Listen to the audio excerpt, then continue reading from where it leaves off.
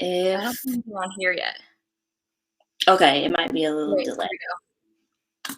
Oh, there we Yay! go. Woohoo! Okay, so it's up. Thank you so much for the patience, all these wonderful, fabulous people. All right, Thanks, so hi everybody. Thank you so much for joining in with us, or for those who are watching the replay. So a little about me. Hello, my name is Tierney, also known as Miss Tierney. And you know, on my channel, I help you build a culture of achievement in your classroom through easy to use classroom management strategies. But recently, I have been doing this new teacher interview series. So I'm really excited because today I have a very special guest. Her name is Miss Kellogg. You might know her from Instagram, but she's going to be sharing all about her first year experience and what that has been like, especially given our very unique year. So I'm really excited to dive into that and hear more from her. But I want to begin by introducing Miss Kellogg and allowing her just to share a little bit about herself to start off. Yeah. So my name is Kathy, or Mrs. Kellogg, of course. I am a first-year fourth grade teacher here in Columbia, Missouri. I graduated from the University of Missouri as well. And yeah, I'm really excited to be documenting my first year. It's been crazy, as you guys know. So yeah, I'm just really excited to be here with Tierney and just talk to you guys as well. Yes, so I'm so excited to have you. And so let's go ahead and dive into the very first question that is on my mind, and I'm sure other people are wondering too, is just what inspired you to want to pursue the path of becoming a teacher? Yeah, so a lot of it was just my own experiences as a kid. My parents were Vietnamese refugees, and so they didn't have like the education that I have now. So it was super important for them to put us into school and just make sure that we were enjoying school because they wanted the best for us, obviously. So just their own experiences was so different from mine. And so I think that being at school for me was just huge. Like I had big connections with my teachers. I got to hang out with friends. And I was also in a Title I school, so I got to see lots of diversity. I got to see different experiences that maybe some of us haven't. So that really inspired me to be a teacher because I just wanted to be a role model and a leader for students that I saw every day that were in the same position as I was. I love that. And so you mentioned that you were in a Title I school. Mhm. So tell me, how was that experience being a student who was in a Title I school? Because I know that's very unique. You teach personally in a Title I campus this year? Yes. Okay, so I know it has to be a very like kind of like full circle moment, I guess, to one have been a student in a Title I school and then teaching in a Title I school. That's a very different experience from even what I have because growing up, I was in actually a K through 12 private Christian school growing up. And so when I went to college and I found out about inequity within education and all this stuff, I said, this is a problem and I want to become a part of the solution. And so that's what put me on the path to becoming a teacher. So how is that, like, knowing that you had that experience as a kid and now you're a Title I teacher? It just, I don't know, there's just lots of empathy there because I Yeah. saw firsthand what it was like. There was just, I don't know, like looking back in my student teaching experience, there was Title I schools where I had my experience, and then schools that were not Title I. They were so completely different. It's like a lot of it is just making the connections and the relationships with your students. And then the other side was just lots and lots of learning and teaching compared to two of the different kinds of schools. So it was just, I don't know, I just saw a lot, if you know what I mean. I just like lots of struggle, but like lots of fun too. Like it was just very different. I don't even know how to explain it because it was just, I mean, it was a good experience. Yeah. It's just hard to explain sometimes, I feel like. Yeah, totally. I understand. And so do you feel like your own experience just motivated you to specifically want to serve in Title I campuses as a teacher? Yes, I feel like it is one of the most rewarding things to be in a Title I school because these kids need Yes. you the most. Like they are looking forward to coming to school every single day because they know that you care for them. They know that they have an education here. And so being in Title I is just the most rewarding thing ever. Love that. Love your passion for Title One teaching. I know that I love working in Title One schools, and I will never not. So, with that said, thank you to those who are joining in with us. I would love for you to share and comment in the chat down below. Where in the world are you joining us from? So, for example, Kathy is in Missouri. I'm in Houston, Texas. Where are y'all joining us from? And we're so excited that you're here and gave your time to wanting to be a part of the conversation today. So with that, I want to transition a little bit into your experience. So I know before we started and went live, you were telling me a little bit about your transition into teaching and your experience studying that in college. So for those who are joining us, tell us a little bit about what major you pursued when you were in college, and do you feel that your college experience prepared you to be a teacher? Yes. So like I said, I graduated from the University of Missouri here in Columbia, or Mizzou. And I would say 100% it definitely prepared me. I feel like the College of Education in Missouri is really, really great because it is so hands-on. And I think the only or the main reason I feel so prepared was because of the hands-on experience. You know, we were in the schools and they gave us variety. We were in Title One schools. We were in schools that weren't Title One. And so it wasn't like you were just thrown in a situation and then you're like, okay, fend for yourself. I feel like, you know, my host teacher allowed me to take over the classroom. She allowed me to make mistakes. And that's so important for me because, I mean, yeah, we can have really good teachers and we can have teachers that seem perfect, but if you don't allow yourself to make the mistakes and you don't allow yourself to learn from them, I just feel like there's just no way to be a better teacher if you're not willing to grow. And so I feel like Mizzou allowed us to do that through, you know, working with our community and then working with just the people that were in the community. Like, we were just very hands-on, I feel like, and they wanted us to just expand and be better teachers and leaders in that way. So I loved it, and it was a good experience for me. Yes, 100%. I love what you said there about just when you were going through your student teaching experience, pretty much like your mentor teacher, who was supporting you, allowed you that space to make mistakes, and that you learned from early on that perfectionism doesn't really exist as a teacher, especially in the communities where we are serving. That's just not the case. You have to be super flexible. And as my campus and my leadership has been saying a lot on our campus this year, you have to be flexibly resilient. Yeah. And I learned that very early on. I was telling you even before we went live, I'm super type A, right? And that had to be thrown out of the window once I started teaching. And so that you sharing that actually reminds me of something that I was speaking with my student teacher about, because I've always wanted a student teacher. And finally, in my last year of teaching, I had an opportunity to have a student teacher. I have her right now, and she's going to be leaving me at the end of this month. And I'm so sad because it's been such a rewarding opportunity just to pour into her and see her personal growth. But that's something I told her early on, like, hey, I know you want to get it right on the first time, but trust me, like, that's not going to happen, and it's okay. You're going to grow, you're going to learn, you're going to improve and continue to be better, right? So I really love that you mentioned that. Yeah, like, everyone is watching you. I feel like you want to be like this perfect person, and you can't get anything wrong. But in reality, like, if you get it wrong, it's okay, and it's just a learning experience. So I have definitely learned that. 100%. It is okay. Like, take the pressure off yourself, especially if we have some aspiring teachers who are here with us live or watching the playback. Like, take the pressure off yourself. Like, no one is holding you to this standard of perfection. Like, the fact that your passion brought you here to this work, we know that you want to do what's best for kids. So just take the pressure off yourself. Don't even worry about it. Just show up as your best self every day. Yes. Okay, so you teach fourth grade. Mm-hmm. I love upper elementary. That is where I thrive. Okay, this year I went to middle school land, and I don't regret it. I've enjoyed it. And because I've been with the sixth graders, so they're like close still to elementary. But I love upper elementary. The lowest grade level that I've ever taught is third.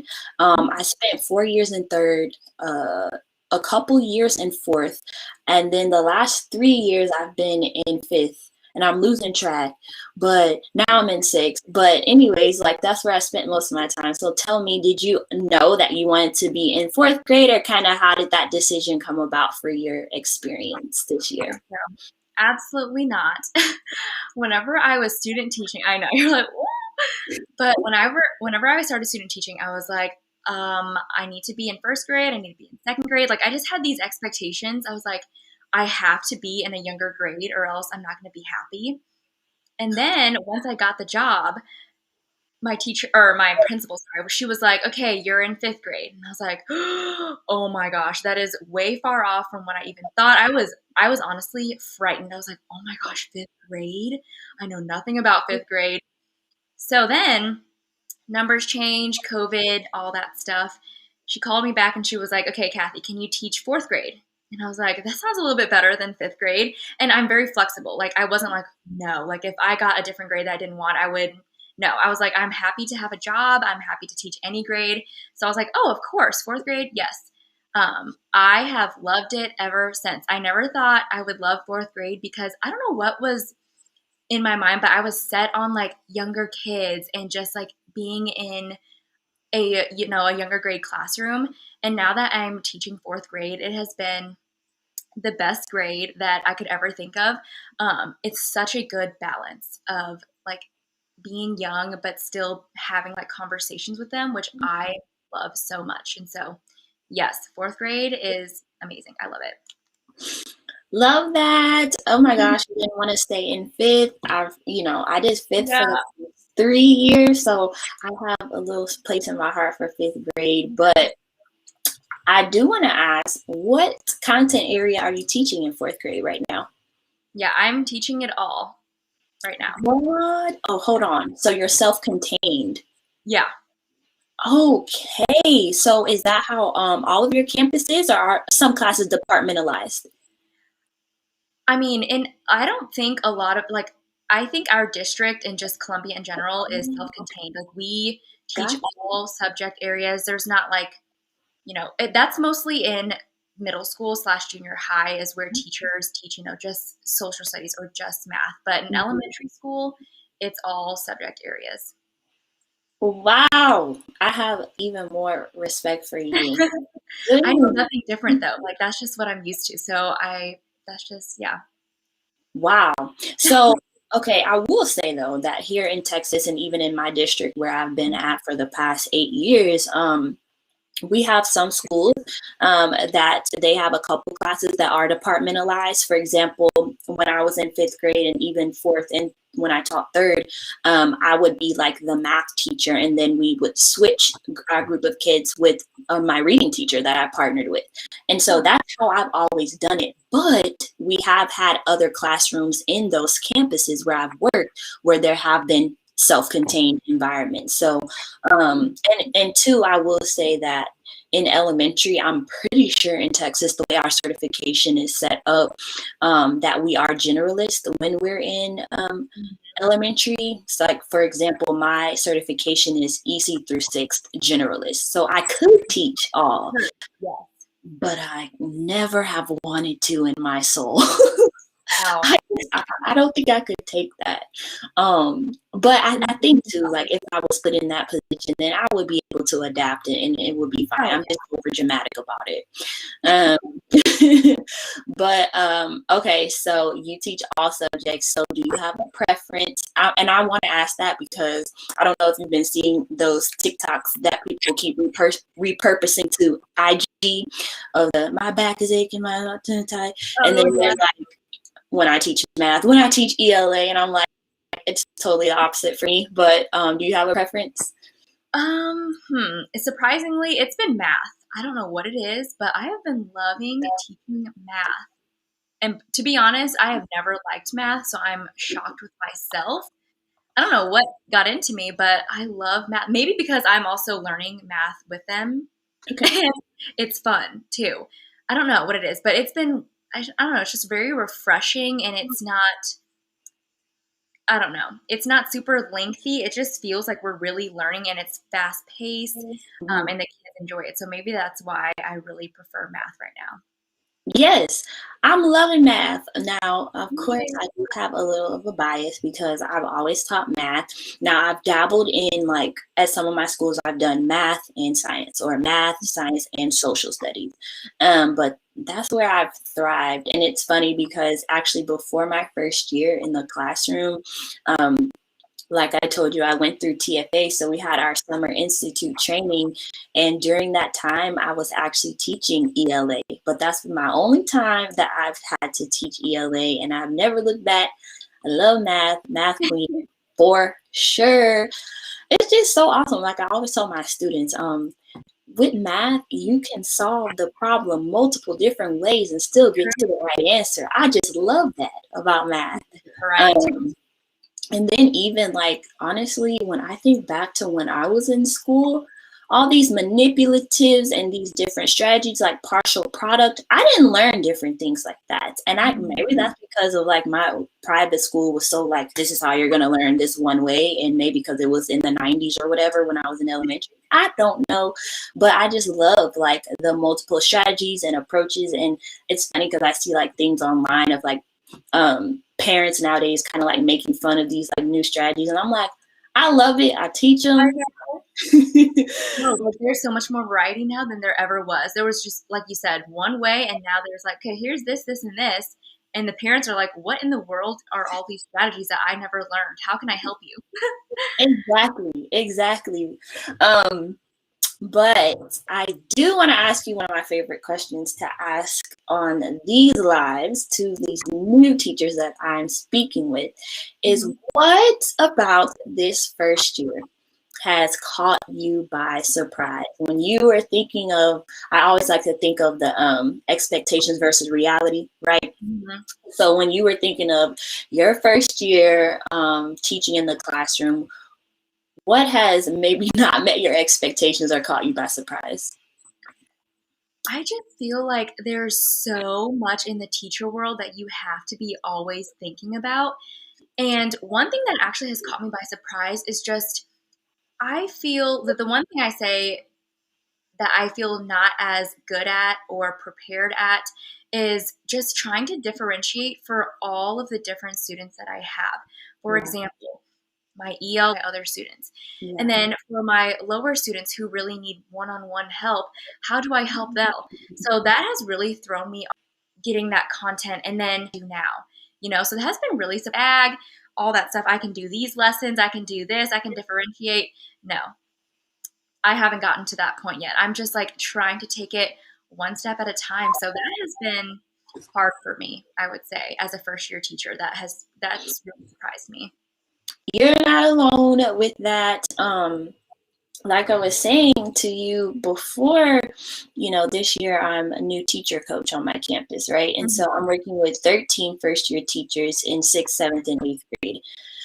And that was one conversation that I had recently with the teacher. She was just like, because we do have a very high ELL population at our campus. We have students who speak so many different languages and from so many different backgrounds. And like you were saying earlier too, we have a very high refugee population. And actually, we were just told in our last faculty meeting that we are the #1 middle school in the district with the highest refugee population.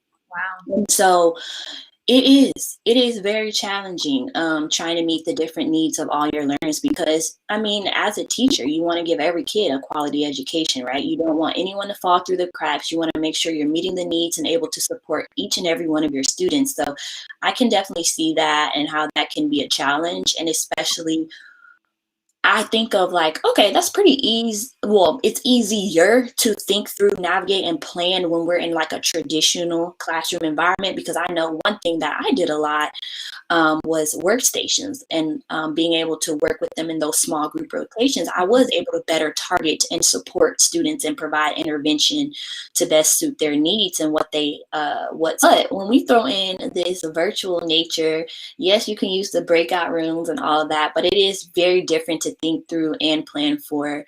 And then I'm not sure if your district, how y'all are doing it right now. Are you virtual, hybrid, face-to-face, simultaneous? What is it? So now we are finally back in person. And this is the second Okay. time back in person. Yeah. So we started off the year, I know.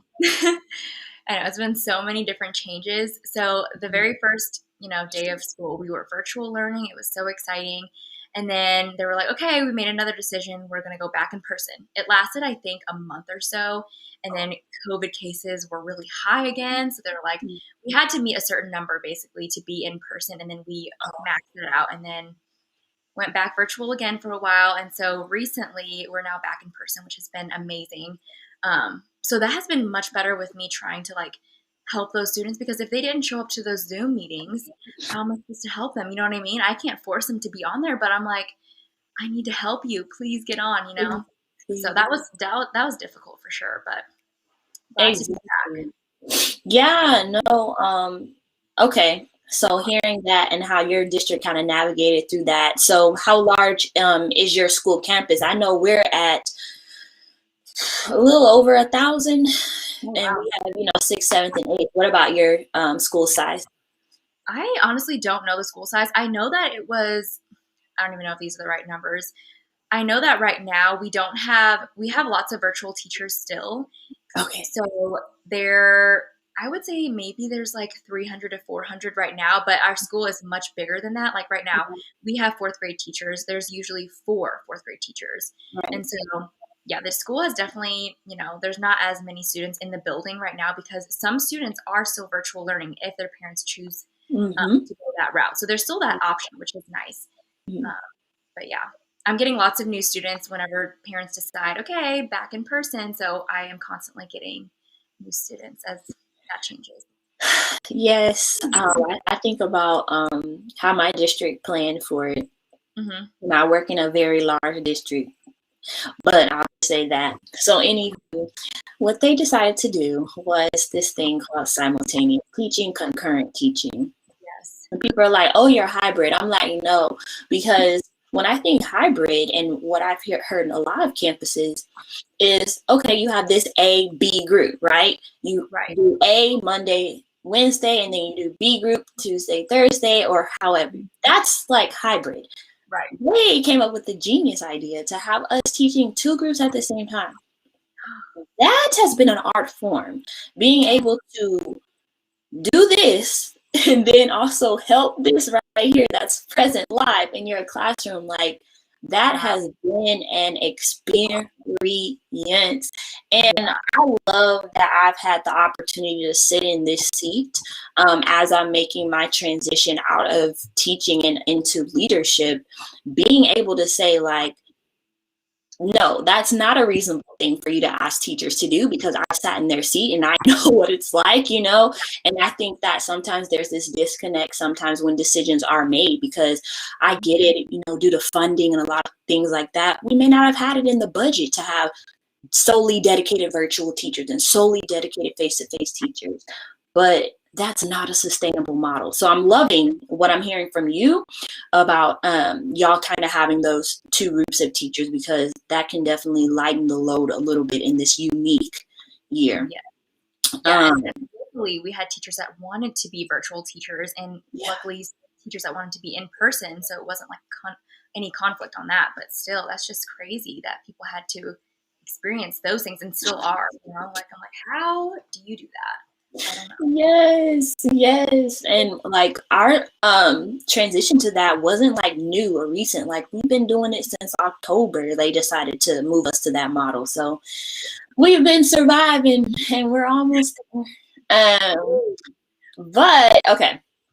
So we talked about one thing that caught you by surprise, excuse me. But what is one thing that you've loved the most about your first year teaching experience? I have said this before, but I have always had doubts in myself.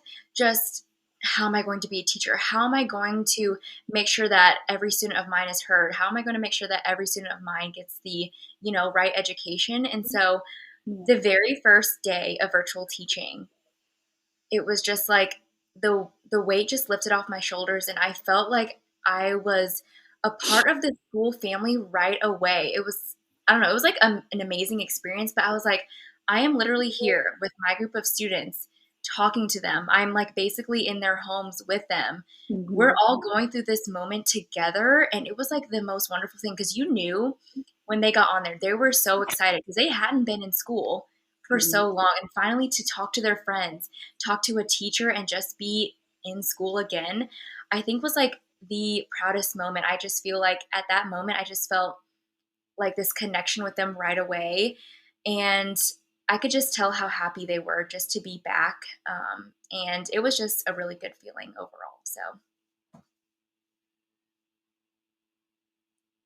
You know what? I love that because that reminds me too, like when we were getting ready to start coming back in person, like our students would be messaging the principal, like, when is school starting? When are we gonna get back? And like those were some of the like students who were there last year who would like always be getting in trouble or always, not doing work. They were excited to come back. Like they were so happy to like be back, to see the teachers that they might have given a hard time, and to be around their peers most of all. So yeah, I definitely understand that excitement in the beginning of the year. So now we're going to pivot a little bit. You told me what you love the most. Now, what have you loved the least about this first year? oh man, I feel like I am a very adaptable person, but there has just been so many changes. And because it's my first year, I don't even know what's normal. You know what I mean? So, because we have this like virtual learning in place, and then we have like COVID going on, and then just all of these restrictions for all the students and the teachers, so many more things than a normal first year. Um, it just makes me feel like, am I doing enough at this point? And in a way, it's like, yes, it's almost taking a load off of you because you're like, okay, just do your best. Everyone's going through this together. Like it's a hard time. But then at the end of the day, I'm like, am I doing enough for my students? Am I saying the right things? Um, there's lots of behaviors in my classroom, not a ton, but there are behaviors like any normal classroom. And so at the end of the day, I'm like, am I doing enough? Am I saying the right thing? Am I communicating well with the parents? And so there's always like that doubt in your mind and always questioning myself.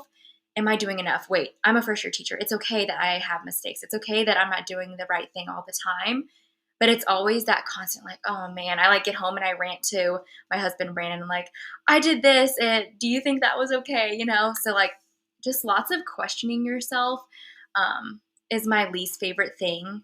Maybe that's just a quality of mine, not just teaching, but just there's so many things that you want to do right and you don't want to mess those things up. So I feel like that has to be my least favorite thing about teaching. Understand for sure.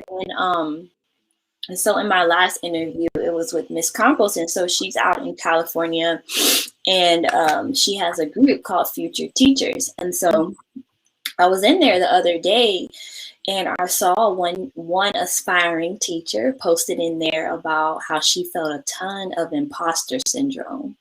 And I was like, that's real. Like, first of all, I love how self-aware you are and that you recognize that, but you're not alone in that. I totally understand and relate to everything that you're saying. Like, are you doing enough? And honestly, like one thing that I've been seeing online is like, it's okay to not do all the things, right? And I always try to encourage teachers to pick your best yes. It's okay to say no, and it's okay to be the teacher that maybe leaves work on time. It's okay to be the teacher who actually takes time to take care of themselves versus leading themselves on a quick road to burnout, which is very, very possible because there's always something you can do. But one thing that I've mentioned in a video actually on my channel is, if you don't do it, trust me, it'll be there waiting for you the next day. Like nothing's going to, nothing horrible is going to happen. Like it is okay. Stop, return. It'll be back. It'll be there waiting for you the next day. Like I remember like my first year coming early because I lived super, super far from my school campus. So I would arrive there super early so I could beat traffic and then get everything prepared for the day. Then I would stay late. I'd drive home, which was like over an hour. I'd wake up at the crack of dawn and do it all over again. That was not sustainable, and I quit that very quickly. Good. And guess what? Nothing bad has happened. Still have my job. Students are still learning, still making growth. Like it is. Okay. Yes. Yeah. So, sorry, go ahead. Oh, no, go ahead. I was gonna say, like, the first month or so, I was kind of not like, I like had those boundaries set, and I thought, I had to work every day after school to get those slides done, to get those lesson plans done. But I quickly found out I don't want to do that. Like, I literally take it day by day now. I don't stay after maybe 10, 15 minutes just to clean up a little bit. But then I'm like, I have to go home and relax, or else I'm not going to be ready for the next day. There's just no way. So it's been really nice just having that boundary set already early on, because I know a lot of teachers who stay late, come in super early, and they're just like so exhausted, So I just want to make sure I'm slowing down, taking it day by day, and just going with the flow as much as I can, just because it's hard to predict everything. And so I'm just trying to tell myself that and remind myself of that. Yeah, I love what you mentioned actually about setting boundaries. Ooh, please set the boundaries. If you are a teacher, whether you're in your first year or not, and you're watching this right now, please set boundaries with your time, especially. Very, very, very important. Set boundaries when it comes to also parent messages, because they will reach out at any time, any day, any second. And we love communicating with our parents. Like, we do. I always say, parents are a child's first and most important teacher. Mm-hmm. So with that, though, we are not working around the clock, right? So I'm not sure, Ms. Kellogg, if you use Class Dojo, but I have used it for years, and they have something on there. I'm pretty sure it's called like our quiet hours or office hours. Yes, I put those up quickly, and I let parents know up front, like, please reach out, never hesitate. Super like an open door policy that I have, and I want to partner with you. And with that said, like, these are the times where you could expect me to reach out to you and get back to you, and I appreciate you being willing to understand that.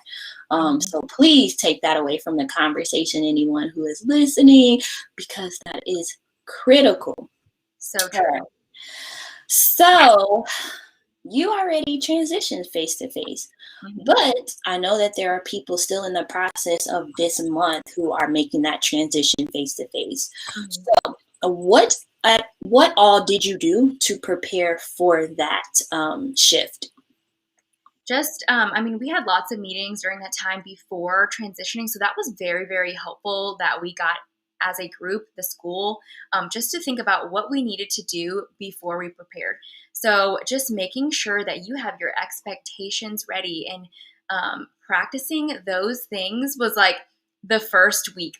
I know they'd been in school for a while, and I know it was virtual teaching right before that, but you have to practice those expectations. You can't just come in and expect them to line up the way you want, or or the hallway expectations, all of those things. How do you want things done in your classroom? I literally thought about every second of the day. Okay, how do I want this done? And like, I messed up the first week still. Like, there were things I'm like, oh yeah, I totally need to change that, but that's okay. So I practiced those things. I wrote them down. I made sure that we were practicing those things. So that was like the main thing I prepared for. And just making sure that my classroom was welcoming was one of my other things too. I wanted to make sure that my students felt good in the classroom, that they felt like they had friends and that I cared about them. And so just creating that classroom community the first week was just really fun. It didn't put a lot of pressure on them, because we were just getting to know each other in person again. It's a huge change for them. It's probably like a little shock, because they hadn't been in school for so long. And so preparing for just expectations and preparing for in-person learning again, let them just kind of feel things out and allow yourself to just have trial and error during that first time before going back in person. Love that so much. I am the one person who will talk your head off about setting expectations in the classroom, because that is critical. No learning will happen without that. So for anyone watching, please prioritize that along with building the community and building that strong classroom culture. As she said, I'm going to preach that forever and always. So loving that. Now, tell me a little bit about the process to become a teacher in Missouri. So when you were sharing earlier, you told me how you studied education in college, but do you know a little bit about what's the route for teachers to go who maybe did not do the student teaching experience, and what is the alternative certification route look like? And then you can also just share like what the process also looked like in contrast with you actually studying education in college. Yeah. So as always, you need to take your prerequisites. I did mine at a community college, and then I transferred over to a university. So that saved me a lot of money in the long run. But first off, decide, what do you want to do? Do you want to do early childhood? Do you want to do elementary education? Do you want to do secondary? Figure those things out first. And then once you figure that part out, you have something called the MOGIA. So it's one of the Missouri, a general assessment, basically. So you have to pass all of the subjects, so social studies, reading, math, etc. Pass those things, and then once you pass all of those areas, then you are qualified to be in the education program. So you have to have that first. And then once you get past the College of Education or your university, you get your 4-year degree, and it needs to be in education, of course. After that, during your student teaching experience, you will take the MOCA, which is similar to the MOGIA, another like general assessment again, pass all of those content areas. And then you need to make sure that you just have your amount of hours for student teaching and being in the classroom. So that is the most general way to take on education in Missouri. I feel like it's pretty simple and self-explanatory because, you have these 2 tests that you need to pass first to, so they can make sure that you're qualified to teach. And then you get your teaching license for that. So, mine was just a little bit all over the place because I went to a community college, had to transfer things. I'm pretty sure that's pretty much it for Missouri. Okay, so your certification certifies you to teach what specific grade levels? So mine is K through 6th grade, I believe. Yeah, K through 6. No, I'm sorry, 1st through 6th. We're not doing kindergarten. So 1st through 6th grade, for elementary education. Okay, cool. And so does Missouri require y'all to do anything as far as, because I know earlier you mentioned about the high ELL population. Do y'all have to get an ESL certification or anything? No, I mean, luckily at our university, we had an EL class, which really helped prepare us for those things, but you didn't have to have any certification for that, which is kind of, maybe a little bit crazy because I feel like it's such a big population. So I feel like you need to know a lot about it because I feel like in some universities just outside of Columbia, they didn't have the EL classes. So some friends will say, like, I had no idea, once my EL student came into my classroom, like I didn't know what to do because there just wasn't the courses at their university, which is crazy, but yeah. Okay, cool. Yeah, they made us my very first year. Well, Houston, we are a very, very diverse city. At one point, we surpassed New York. Not sure if that's still the case, but I remember them mentioning that, and I was just like, whoa, I didn't even know we had it like that over here. But with that said, they did require us to get our ESL certification. So that's something I actually had to do. And I was just talking with my student teacher about that because we were talking about what tests we took and what tests she's taken, because I went the alternative certification route, but she is actually studying education in college and finishing and about to graduate. But anyways, we were looking at our scores and what we made on our tests, and I pulled mine up back from 2013, and I was looking at it, and we had to both take our certification for ESL by the end of year 1, but she's ahead of the curve because her university let her do that. But yeah, they make us do that here, which is really, really good. I'm glad that they do. It has helped prepare me, but I like that you were saying, like, even though y'all don't have to get that certification, your college still helped prepare you for best meeting the needs of that population. Right.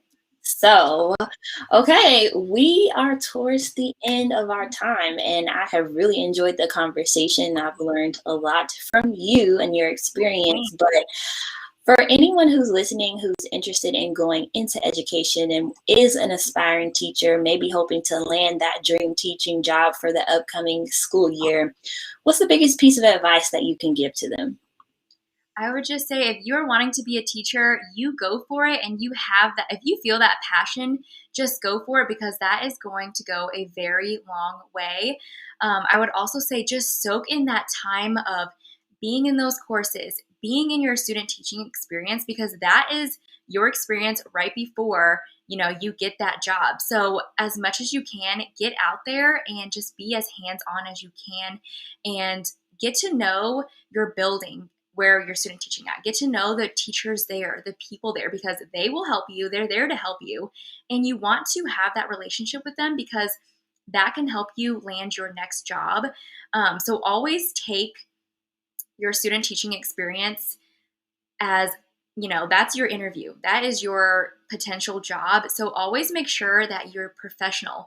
Make sure that you're building those relationships with everyone in that building, because you never know what your principal can do for you, what your host teacher will do for you. And so soak those times in and just take as many notes as you can, but also just get in there and do your thing, because it's going to be a good time. It's going to be fun. That's just, yeah, my student teaching experience was very like, I need to be in there. This is my job right now. I have to put 100% in there right now so that I know what I'm doing later on. So that's my advice. I love that. And again, with my student teacher that I have currently, one thing that I really let her do is go observe as many classrooms as possible. Yes. So, like, even if your program structure for student teaching is like, you're with this one teacher, you learn from this one teacher, you watch this one teacher, just like advocating for yourself and like asking questions and asking, hey, is it okay if I go observe this teacher one time and stuff like that. So I was one person who kind of pushed for her to do that, and like made connections so that she could see a variety of classrooms, because I want her to feel that she is able to really make her classroom her own when she steps into it next year, and doesn't have to just follow one cookie cutter model, right? So if you are someone who's pursuing student teaching, I really echo everything that she just said, and just want to continue to build off that and make sure that you go and experience as many classrooms as possible during that time, and really maximize it to your fullest opportunity, honestly. Okay, so I love doing this because I am someone who is a big advocate for teachers, and I always say it, but in order to put students first, that starts by best supporting teachers. So with that said, I love celebrating teachers, because to me, that's a part of building a very strong school culture. And so I wanted to ask you, like I asked everyone else, what is the biggest win that you have had as a teacher thus far? And in other words, what is something that you're most proud of? I think just seeing my kids grow every single day that I'm with them. Like, if you ever just reflect and look back on the very beginning of the year, and then you look at where you're at now with your kids and their individual needs and wants, you will see how much your impact has grown on them, because you can see, they want to learn and they want to be in that classroom. And when you see that spark within them, I think that's one of the best moments, because they have made that relationship with you. They've made that connection with the people in the classroom with you. And I think that is one of the just most beautiful moments of teaching, because these students love you, you love them, and just the fact that they're growing with you and along with you is just an amazing thing. And yes, you will have those rough days, but I think those are some of my best days, because I see just the growth that comes from it and just how much I can reflect on what I can do for them. It's just, you are so impactful as a teacher. And so that is the biggest thing for me. Like, it is the most rewarding thing, like I've said before. And just being able to see their faces every day. And it's been amazing. So yeah, that has been such a good time for me. Tyranny, I think you're muted. I am muted. We're in Zoom class right now, y'all. That's real life. But I was saying that I love that because I had to write a vision every year for my classroom as something TFA made us do. But I even did it once I was long done with my 2-year commitment with TFA because I truly believe that when you set a vision, that drives everything that you do, how you do your instruction, everything, honestly, how you build out to your expectations that are unique to your classroom and everything. So I was looking back at one of my old visions that I wrote, and I said in there that I want my students to leave my classroom better in June than when they came in August. And I feel that that is truly true every single year. When I look back, just like you said, and look at the growth from these like little humans, and like just whether it's something so tiny or like a huge transformation, like being able to see like, wow, because you were in my classroom, look at the impact that was being able to be made on your life. So really love that. And those are some of the things that really keep me grounded and allow me to keep going in some of the very tough times that we have as an educator. Yes. So thank you for sharing that. Okay, so we are now going to transition on to our lightning round. Now listen, y'all, I had switched this up from last time and I was going to do MASH. I played MASH as a child and I used to love that game so much. And so I saw that the blog We Are Teachers, they had a MASH version for educators. And I was like, yeah, let's play that. No, that's not going to work out exactly. I can't figure out how to like do that. I wanted to like share my screen and have us do it. But instead, we're just going to go back to our traditional this or that. So I'm going to give you some this or that scenarios and you will just tell me which one you pick. Perfect. All right. So the first one is sweet or salty? Salty. Sorry. Salty, and I'm definitely sweet for sure. Oh my gosh, I can't. Salty all the way. And for those who are tuning in live with us, feel free to comment your this or that in the chat with us as well. Okay, so this one, group work or independent work? Ooh, independent work. Really? Yes. I don't know what it is. Independent work. I love it. I don't know what it is yet. Maybe I'll figure it out later, but I love independent work so far. Okay, I respect your decision. I'm definitely on that group work side, but we love independent work as well. And then you always have those students who love to work by themselves, who you're like, let's collaborate with the group, because in life, you know, you're going to have to work with people sometimes, even though you don't want to. I always try to spin that on there. Yeah. Teach those life skills. Okay. So are you a projects person type of teacher or a test type of teacher? Ooh, projects for sure. And they love it. Yeah, for sure. Okay. So are you familiar with PBL? Do you do any of that? Remind me what that is, PBL? Project-based learning. Okay. I don't think we do a lot of that there, but I mean, there's lots of projects that we do, but I don't know, like specifically, I guess, PBL learning. Okay. Yeah, no, PBL is a whole like beast in and of itself. And I've been at several campuses that have attempted to like do that initiative, but we never really consistently exceed. So don't worry. Yeah, if you do projects, it's pretty along the same thing, but it's like this whole very interesting framework. And like I'm on an IB campus this year. So they're really trying to like push it because it's all about inquiry-based learning and all of that. So I understand that, yeah. I respect it, but I'm gonna be honest, I haven't really done it much in my classroom. So, so are you summer or winter? Summer. I love summer. My birthday's in summer, so I love Me summer. too. When's your birthday? When is it? Uh-huh. July 14th. Oh, nice. Mine's June 30th, so we kind of have close Okay. birthdays. Yes, Yay. yes. And that's the perk of being a teacher. We don't have to take an off day because we do have it, right? Did you do anything to celebrate your birthday this past summer? We just went outside and went to a little winery, and yeah, that's about it. I didn't do much of anything either. I was like a little bit too nervous with everything obviously going on. So Right. I pretty much just stayed at home and I had a seafood boil. I love seafood.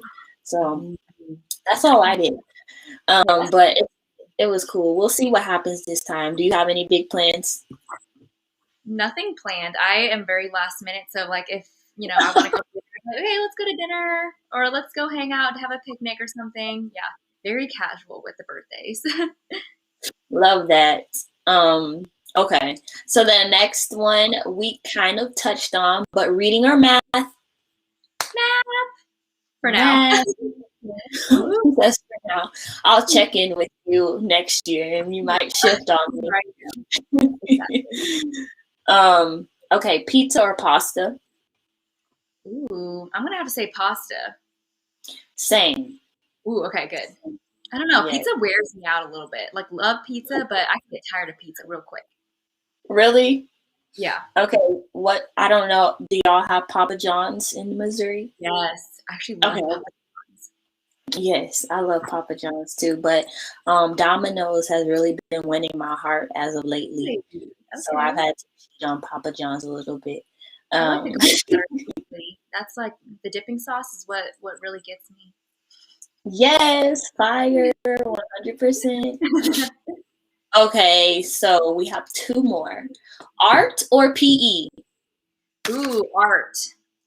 Art. I actually wanted to be an art teacher back in the day. So I definitely love art. That's really fun for me. Okay, I love that. I love that. I did dabble in teaching art online to some students this summer, and they were actually like first and second graders. So I guess I did step below my third grade threshold a little bit. There you go. Um, but look, I'm no artist, but it was we just had a lot of fun. It was You just cool. enjoyed the time you had, right? Yeah, I don't know about that, but I definitely can't be PE. There's Oh, no way. I don't think I could. Like I'm more of a sports type of person, but like a PE teacher, I just can't. I can't. I'm not about that life. But much Me respect. neither. That's okay. Okay, so our last one. Hmm. It's dance or music. Ooh, I would have to say some dance. Really? I love. I was in choir, but dancing makes me feel good. So, Yeah. dance. So are you on TikTok? I'm actually not. Sadly, I know. My kids were like, "I found you on TikTok," and I'm like, "Hi, I don't really get on TikTok. I don't know what it is. I'm just like, I know it would take up too much of my time, so I just was like, I'm gonna delete TikTok. I had it for one day, and then I deleted it. But I know TikTok is so much fun. So TikTok is fun. TikTok is just not my friend. They just do not, I'm gonna stick with the IG reels. I get a little more interaction with that because I don't know what it is. TikTok's algorithm, they just don't favor me, but that's okay. Maybe one of these bye, days. TikTok. We love you, but goodbye for now. Bye. Thank you, Ned. Okay, so I have really enjoyed this conversation. Thank you so much for being here with me. And also, for those who are watching the playback or who are tuning in live with us, tell us where can people go to find you and connect with you further. Yeah, so definitely connect with me on Instagram. I'm pretty active on there. Yeah, you guys can see it down there, Miss Kellogg's Bunch. I love being on Instagram and posting different things. But I'm also really active on YouTube nowadays. I love vlogging and just documenting my first year because it's been real crazy. I would love to look back on it. So also Miss Kellogg's Bunch on there as well. So Okay, I'm gonna add that to the description box, everyone. So she has her IG linked in the description, but I'll also add her YouTube channel. Love that. So how long have you been on YouTube? Just last year. Yeah, last August. Once I I vlogged like my classroom setups like that. I was just thinking I was just gonna vlog my classroom setups and then stop there, but then it has been so much fun to like delve into vlogging and just different things. So I've been loving just being on YouTube. So yep, just last year. I love YouTube so much. Now, Mm. I will tell you, it is very time consuming. I don't know where you find the time to edit a vlog, but as for me, like, even if you look at my recent videos that I've like pre-recorded and edited, like, there's no like flashy text on the screen. Yeah. Like, I used to be so extra when I go and look at my old videos. I'm like, I don't have the time for that right now. So Right. y'all get these live interactions, right? And y'all Yeah, get the exactly. some of them pre-recorded, but hey, That's I do what I can. Life goes in seasons, so maybe one day I'll be back with the heavy editing. But if you want to see that, y'all go to Miss Kellogg's channel and you subscribe. a lot of people ask me like, "How do you find time to do YouTube?" And I'm like, honestly, I don't know because the thing is, it's so much fun for me. So some days, not gonna lie, I will get home and I'm like, I want to edit my video so bad, and I'll get it done in a few hours, and then I'm like, okay, my video's done because that's how much fun I have like editing. Yeah. Um, so that's why it's not like a chore for me. I feel like it's just something I do when I relax. Love that. Okay, so thank you again to everyone who tuned in, and also I want y'all to leave down below, okay, who would you like for me to interview next? So we've done Miss Campos, we've done Mrs. Kellogg. Who is the next new teacher that you would like me to feature? And I will make sure to feature them next month. But other than that, thank you all so very much for tuning in, and I'll see you in the next video. Thank you Bye. guys.